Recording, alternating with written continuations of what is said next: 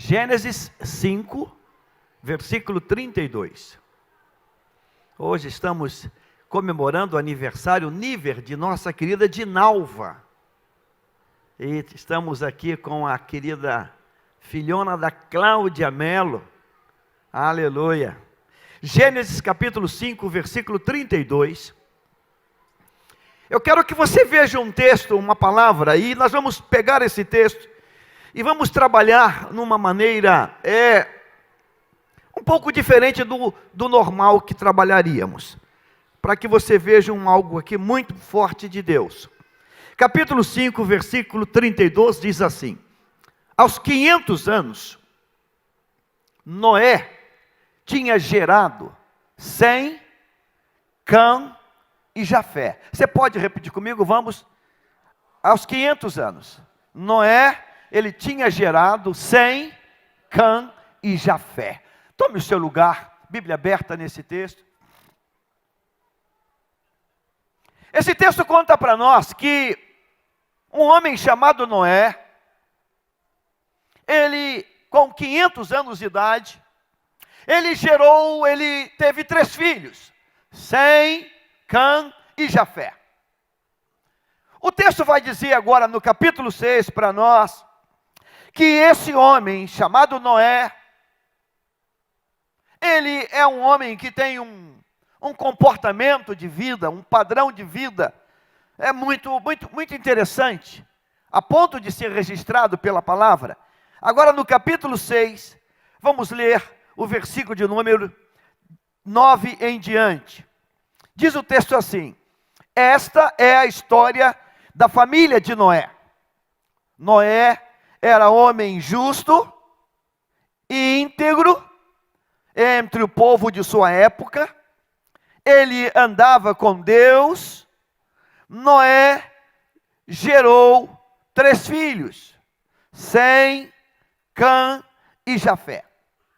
Se eu perguntasse nessa manhã, nesse início da apresentação da família de Noé, se eu perguntasse a você, você nota alguma coisa nessa narrativa que parece que ficou faltando? A esposa.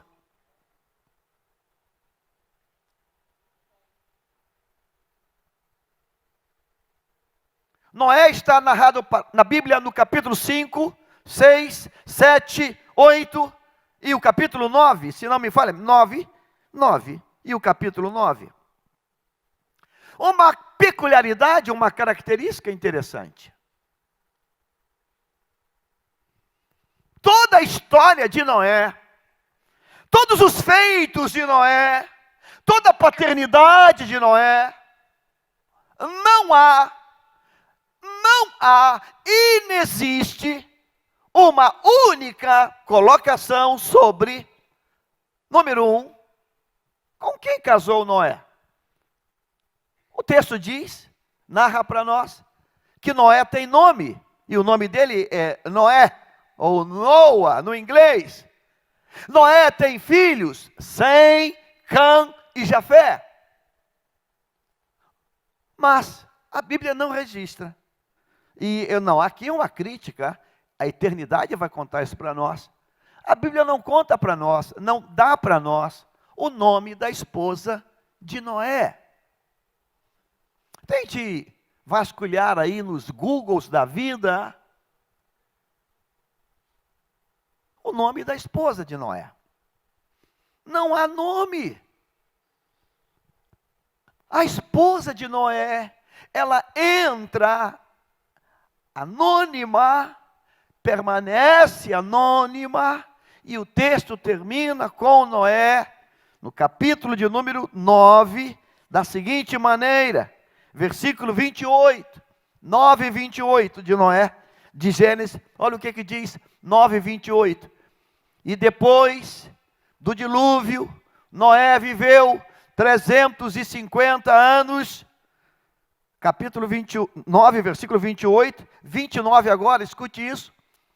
viveu ao todo 950 anos e morreu. A Bíblia não conta para nós o nome da mulher de Noé.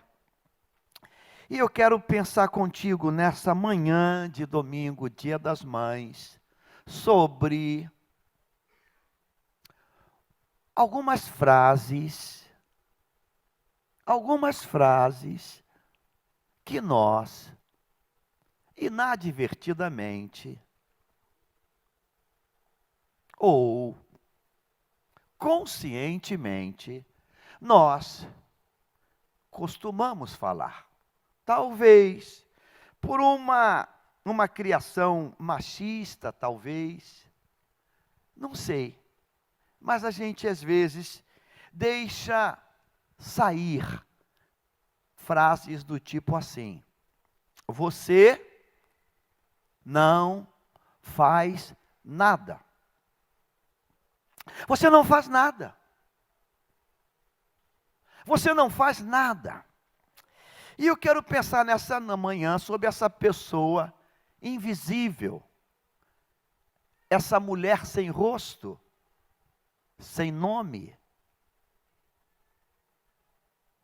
apresentada apenas como a mulher de Noé. A mulher de Noé. Capítulo 6 vai contar para nós que Deus determina que Noé construa uma arca.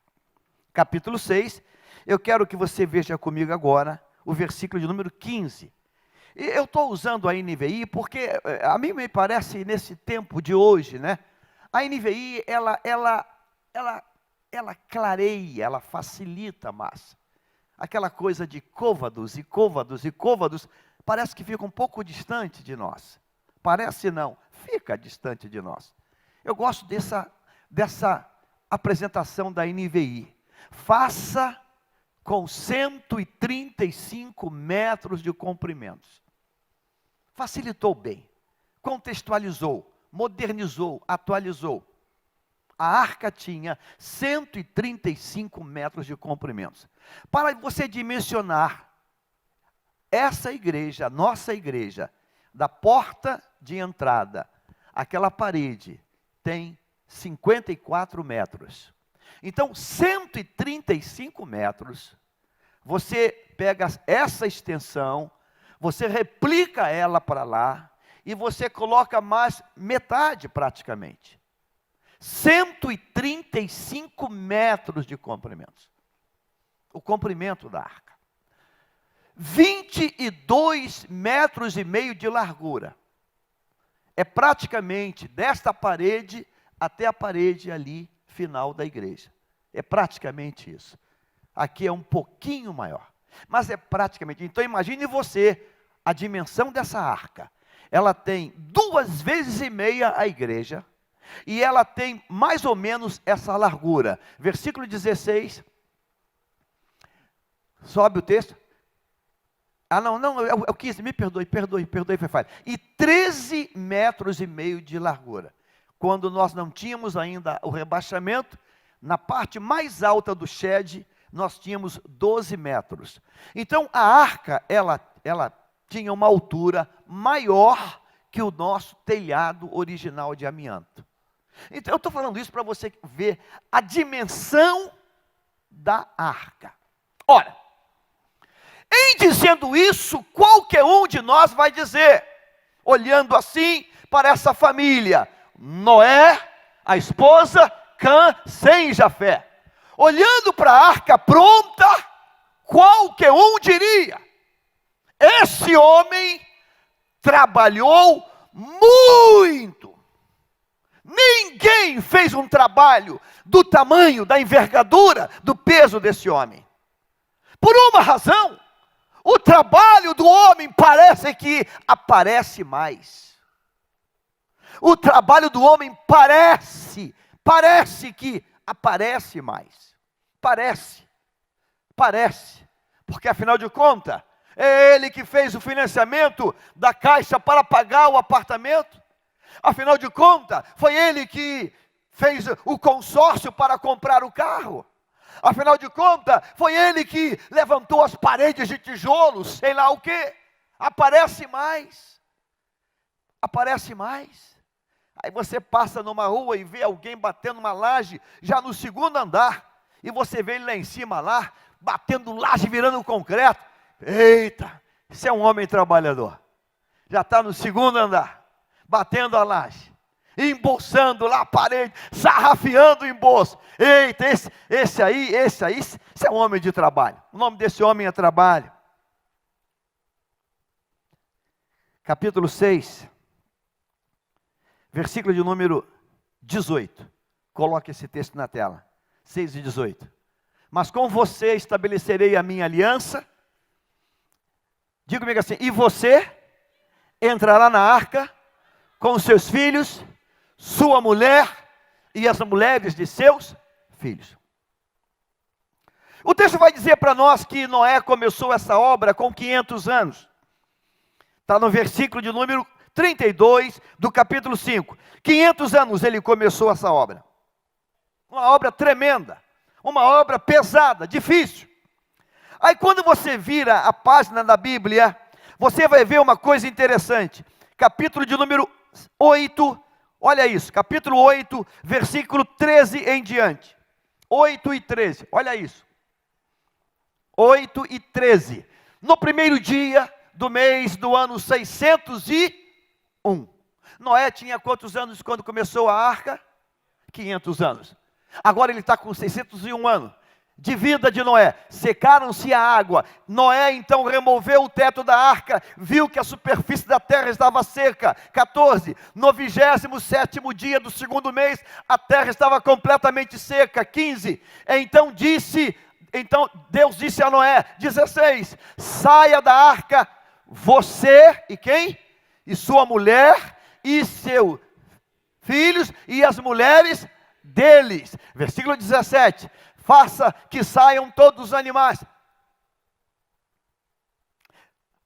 Noé ficou na arca praticamente um ano. Um ano dentro da arca. Praticamente um ano. Foi um pouquinho mais. 380 e poucos dias, 70, 80 dias. Entre os 70 e 80 dias. Praticamente 100 anos de elaboração daquela arca. E a Bíblia diz que quando saem da arca, Deus manda Noé sair da arca, ele, a mulher, os filhos e as mulheres dos filhos, que nós hoje traduzimos, qual é o nome que nós usamos? Mulheres dos filhos? Nora. E a nora, quando olha para a mãe do marido, ela chama ela de sogra. Sogra. A gente diz assim. Eu vou botar a gente diz para não ficar, pastor, você. Não, a gente diz assim. São cacófagos de linguagem. Sai assim. Você não faz nada. Eu acordo 4 da manhã, pego trem, metrô, ônibus, van, ando 2 quilômetros a pé para trabalhar. E para trazer o salário, trazer o pão, e você não faz nada. O que você fez hoje? Lavou aí uma camisa? O que você fez hoje? Fez comida aí só para você e para o filho? O que você fez hoje? Não faz nada. Você não faz nada. Eu quero que você pense a seguinte coisa, irmãos. A mulher de Noé, ela administrou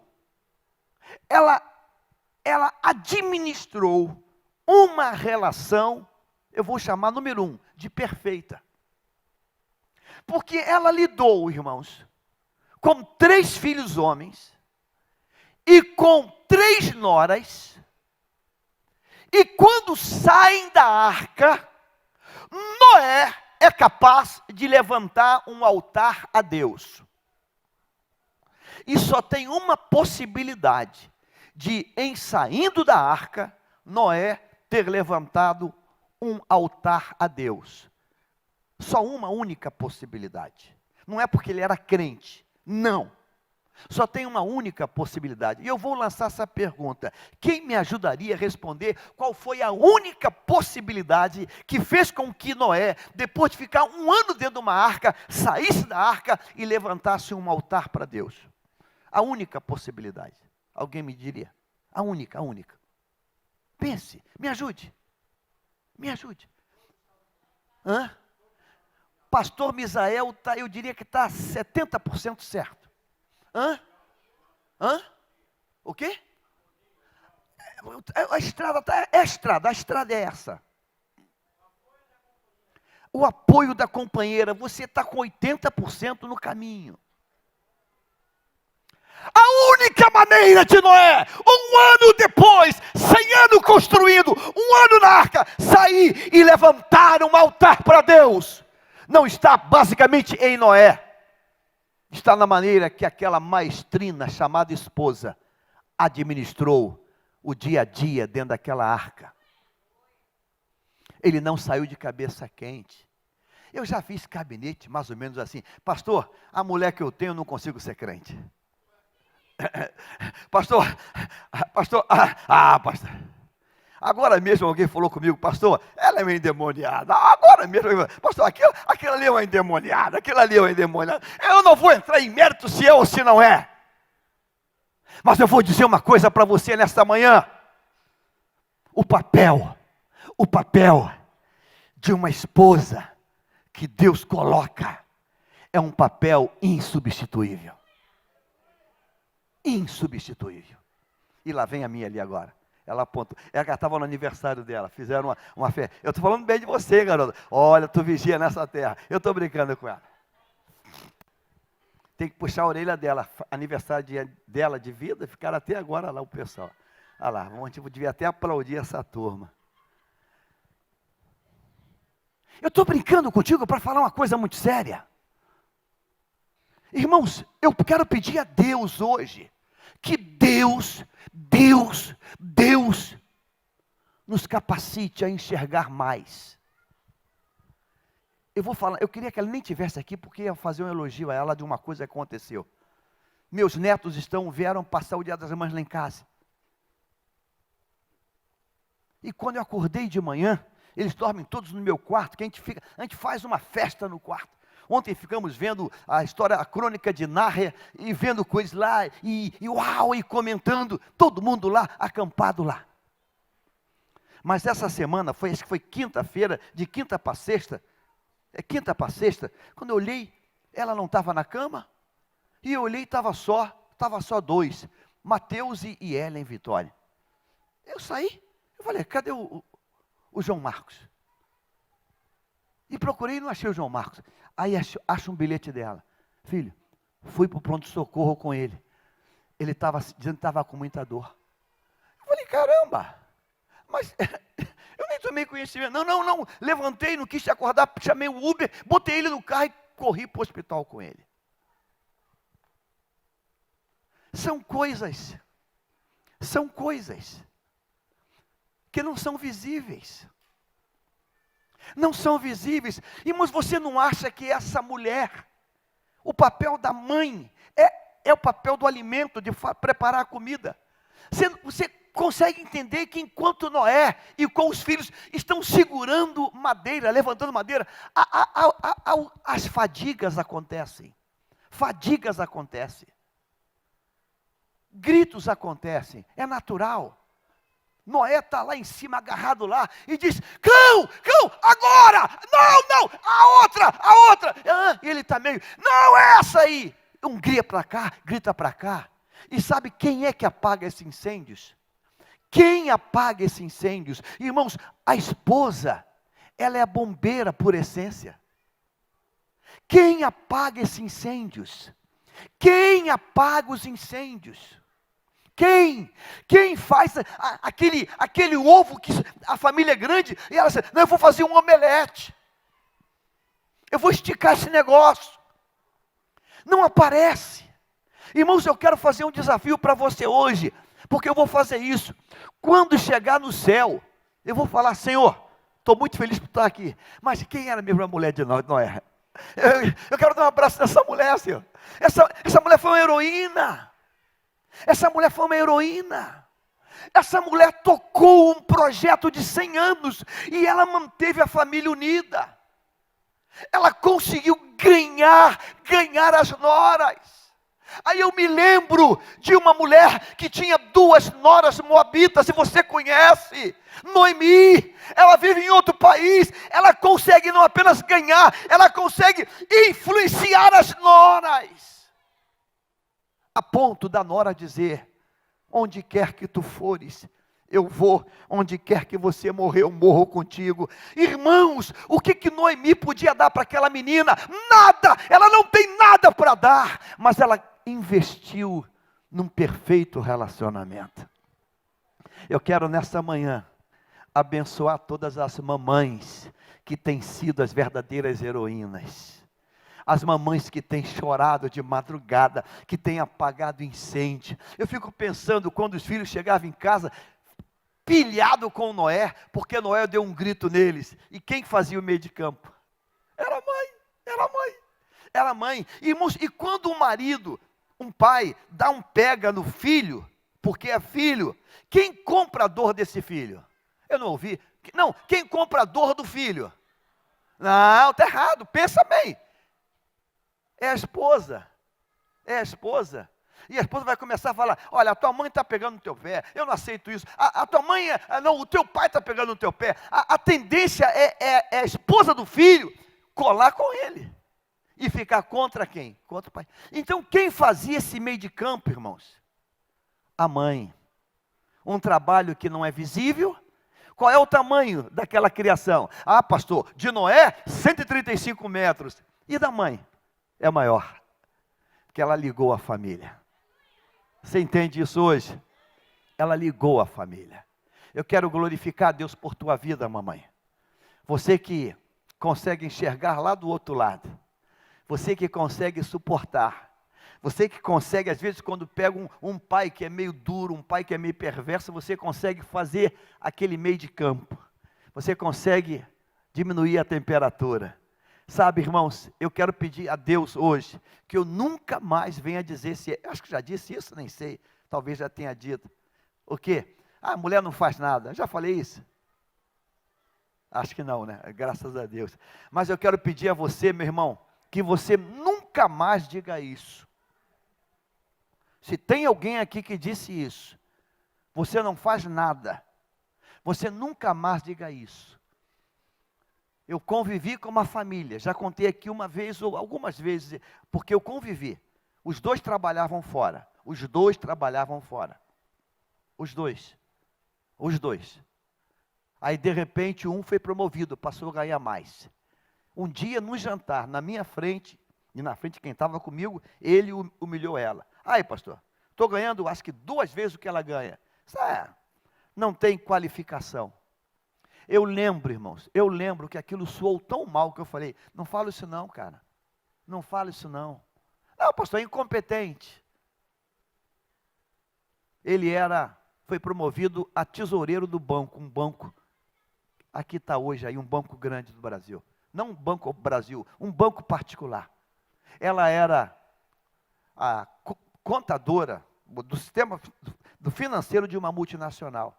E ele passou a ganhar 2 vezes mais que ela. E do nada, ele falou assim: pastor, aí, incompetente, estou ganhando o dobro dela.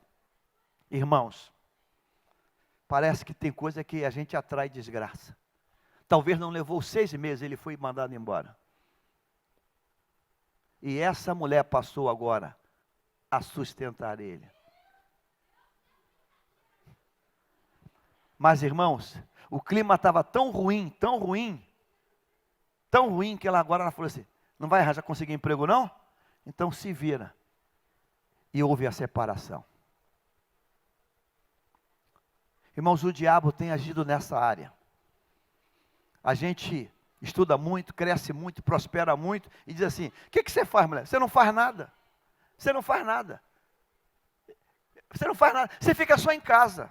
Você não faz nada. Passa o dia todo dormindo. Irmãos, eu tenho descoberto que trabalho de casa não para, não termina.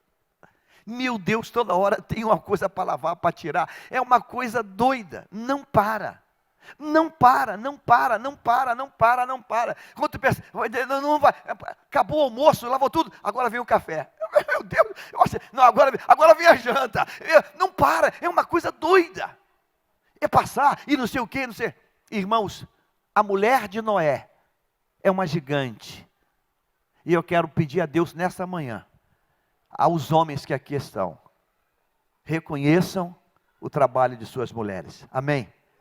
Eu quero terminar passando para você um filminho que eu vi, sobre o valor de uma mulher invisível, como a esposa de Noé.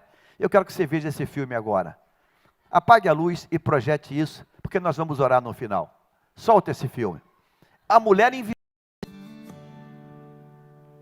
Susanna Wesley era uma mulher de opinião e convicções muito fortes. Ela, ainda muito jovem, se casou com um reverendo chamado Samuel Wesley e juntos eles tiveram nada mais, nada menos do que 19 filhos. Quando as crianças ainda eram pequenas, eles sofreram um incidente muito trágico. A casa que eles moravam pegou fogo. Uma das crianças acordou na madrugada e viu as chamas. E começou a chamar o papai e a mamãe. E todo mundo que morava na casa foi evacuando o lugar. Quando eles chegaram lá fora, eles perceberam que tinha uma criança faltando.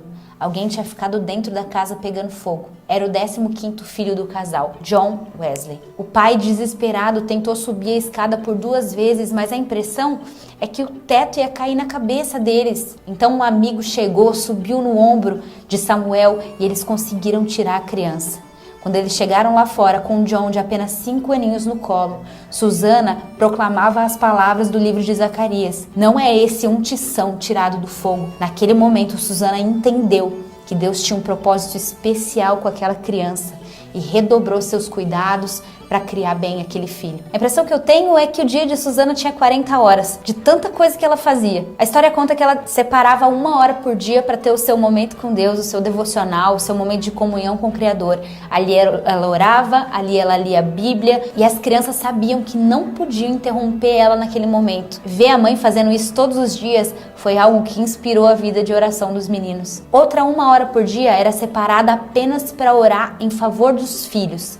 Ela colocava cada criança debaixo do seu avental e ali, com muito fervor, ela pedia a Deus que usasse aqueles meninos e que cuidasse do futuro deles. Ainda uma outra 1 hora semanal era utilizada para estar sozinha, em particular com cada um dos filhos, a fim de ter conversas espirituais e esclarecer dúvidas. Quando os filhos da Susanna chegavam no 5º ano, no dia seguinte, ela começava a alfabetizar eles, e ela começava a alfabetizar pela Bíblia.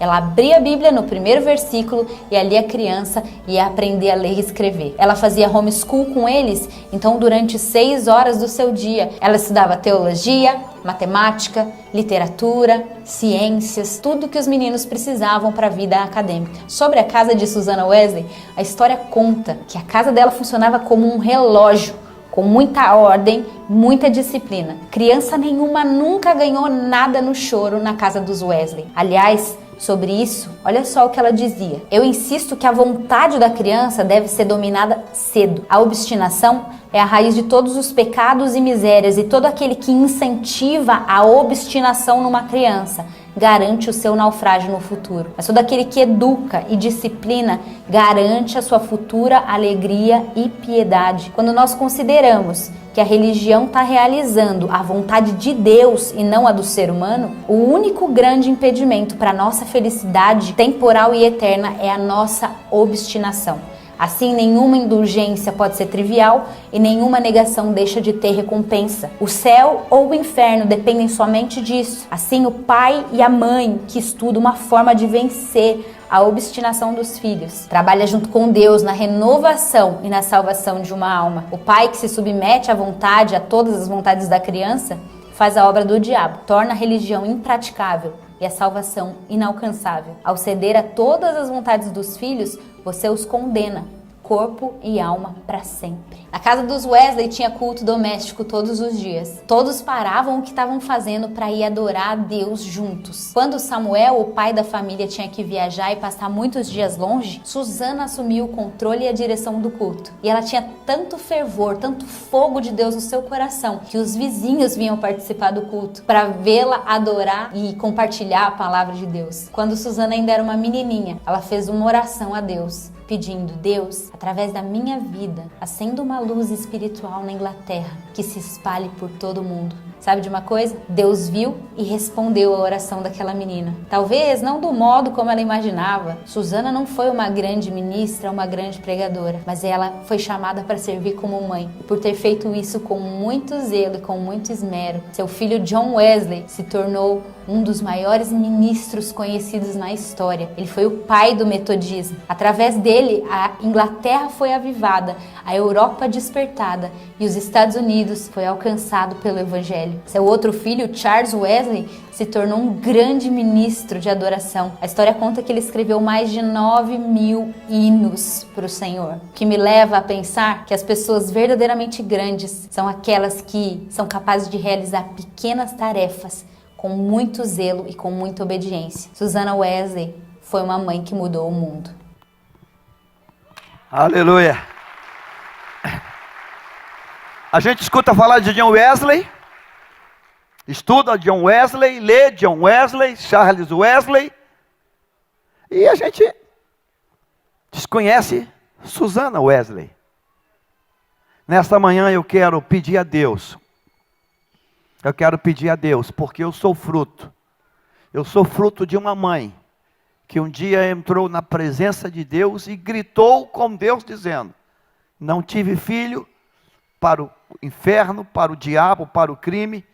Ela se angustiou, ela gritou a Deus, e Deus atendeu ao clamor dessa mãe. Então eu quero agradecer a Deus por cada mãe que aqui está, e quero dizer aqui hoje, em nome de Jesus, que você filho, você marido, eu queria que o maior presente que você pode dar, é você reconhecer o valor dessa mulher. Eu fico pensando, quando Noé sai daquela arca, 1 ano lá dentro, 100 anos praticamente de elaboração, de projeto, será que em algum momento assim, olha mulher, você é a razão desse sucesso, você é a razão desse sucesso, porque se você tivesse me atormentado a cabeça, ou não tivesse sido a esposa que foi, a sogra que foi, talvez isso não tivesse acontecido. Você entende isso hoje, amém?